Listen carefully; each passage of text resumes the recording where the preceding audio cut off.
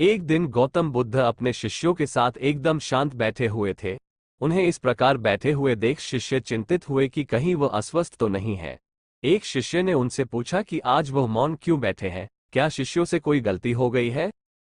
इसी बीच एक अन्य शिष्य ने पूछा कि क्या वो अस्वस्थ है, पर बुद्ध मौन रहे। तभी कुछ दूर खड़ा व्यक्ति जोर से चिल्लाया, आज मुझे सभा में बैठने की अनुमति क्यों नहीं दी गई है। बुद्ध आंखें बंद करके ध्यान मग्न हो गए। वो व्यक्ति फिर से चिल्लाया, मुझे प्रवेश की अनुमति क्यों नहीं मिली।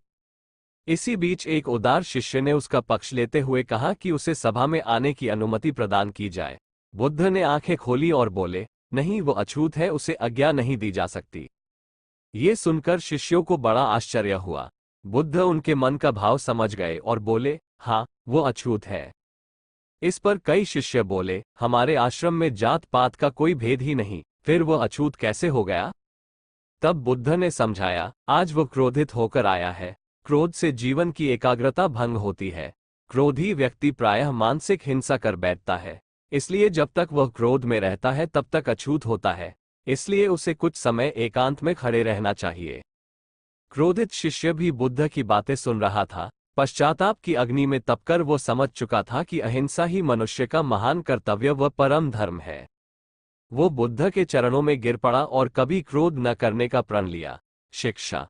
आशय यह है कि क्रोध के कारण व्यक्ति अनर्थ कर बैठता है और पश्चाताप उसे बाद में होता है, जिसका कोई लाभ नहीं मिलता। इसलिए हमें क्रोध नहीं करना चाहिए। असल मायने में क्रोधित व्यक्ति अछूत हो जाता है और उसे अकेला छोड़ देना चाहिए। क्रोध करने से तन, मन और धन तीनों की हानि होती है। क्रोध से ज्यादा हानिकारक कोई और वस्तु नहीं है।